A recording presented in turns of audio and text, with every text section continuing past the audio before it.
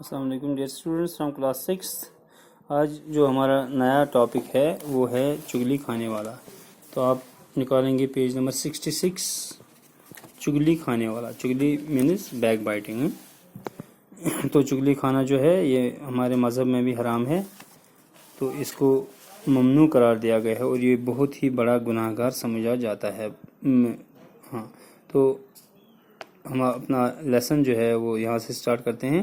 پرانے زمانے کی بات ہے کہ کسی گاؤں میں ایک چغل خور رہتا تھا۔ اس سے چگلی کھانے کی بہت بری عادت تھی۔ جب تک وہ کسی کی چگلی نہ کھا لیتا اس سے چین نصیب نہ ہوتا تھا۔ اس وجہ سے گاؤں میں اسے کوئی نوکر رکھنے پر تیار نہ ہوتا تھا۔ آخر بھوک سے تنگ آ کر اس نے اپنا گاؤں چھوڑ دیا۔ چلتے چلتے وہ ایک اور گاؤں میں جا پہنچا۔ یہاں اسے کوئی نہ جانتا تھا۔ وہ ایک کسان کے پاس اس شرط پہ ملازم ہو گیا کہ وہ تنخواہ نہیں لے گا، صرف روٹی کپڑا لے گا۔ اس کے علاوہ ہر 6 ماہ بعد اسے کسان کی ایک چگلی کھانے کی اجازت ہوگی۔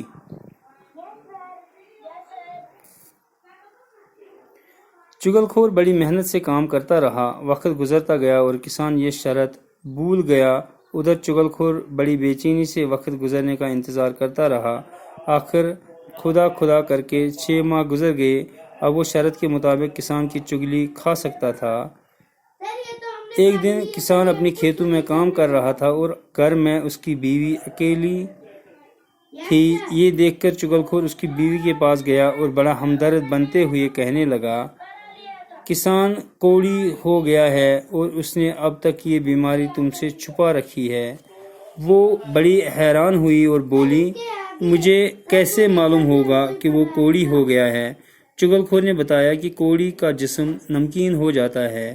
اگر اپنی تسلی کرنا چاہو تو کسان کے جسم کو چاٹ کر دیکھ لو۔ کسان کی بیوی چغل خور کی باتوں میں آ گئی۔ اس نے کہا وہ کل کسان کا کھانا لے کر کھیتوں میں جائے گی تو کسان کے جسم کو چاٹ کر ضرور دیکھے گی۔ چغل خور کسان کی بیوی سے یہ باتیں کر کے سیدھا کھیتوں کی طرف گیا۔ تو یہاں پہ جو ہم اس چغل خور کے بارے میں جو پڑھ رہے ہیں یہاں پہ، تو پرانے زمانے کی بات ہے۔ یہ کہہ رہے ہیں کہ پرانے زمانے کی بات ہے، کسی گاؤں میں ایک چغل خور رہتا تھا۔ اس گاؤں میں چغل خور روزن اس سے چگلی کھانے کی بہت بری عادت تھی۔ اس واریاہ زیادہ چگلی کھاؤں۔ جب تک وہ کسی کی چگلی نہ کھا لیتا اسے چین نصیب نہ ہوتا۔ اس وجہ سے گاؤں میں اسے کوئی نوکر رکھنے پر تیار نہ ہوتا تھا۔ تو پریت کنس چگلی کھاون ام موجود تمس گاؤں من کہیں تہ نوکری پہ تھاون۔ آخر بھوک سے تنگ آ کر اس نے اپنا گاؤں چھوڑ دیا۔ تم سن پن گاؤں پہ ترائت۔ چلتے چلتے وہ ایک اور گاؤں میں جا پہنچا۔ یہاں اس سے کوئی نہ جانتا تھا۔ وہ کسان کے پاس اس شرط پہ ملازم ہو گیا کہ وہ تنخواہ نہیں لے گا، صرف روٹی کپڑا لے گا۔ اس کے علاوہ ہر 6 ماہ بعد اسے کسان کی ایک چگلی کھانے کی اجازت ہوگی۔ ام ون پتہ یمن دوپنک کہ یہ ووت نیرن ووت یہ أکس گامس مز، تتہ اوس نہٕ تٔمِس کٕہٕنۍ تہِ زانان۔ تتہِ روٗد أکِس زمیٖندارس نِش۔ تٔمِس ووٚنُن دوٚپنس ژٕ تھاو مےٚ تنخواہس پٮ۪ٹھ، مےٚ چھُنہٕ تنخواہ چون ضروٗرت کِہیٖنۍ تہِ، مگر خٲلی گژھِ مےٚ آسُن کھٮ۪نہٕ خٲطرٕ ژوٚٹ، بیٚیہِ گژھِ مےٚ لاگنہٕ خٲطرٕ پلو آسٕنۍ۔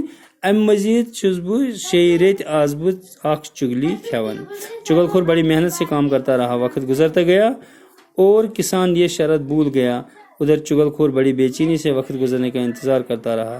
دپان چغل خور اوس واریاہ زیادہ محنت کران اتہِ، وارہ لوگن ٹائم ہیتُن گزرٕنۍ، مگر کسان یُس زن اوس أمِس زمیٖندارس روٗد نہٕ یاد کینٛہہ کہ مےٚ کیٛاہ چھُ أمِس سۭتۍ وعدٕ کوٚرمُت۔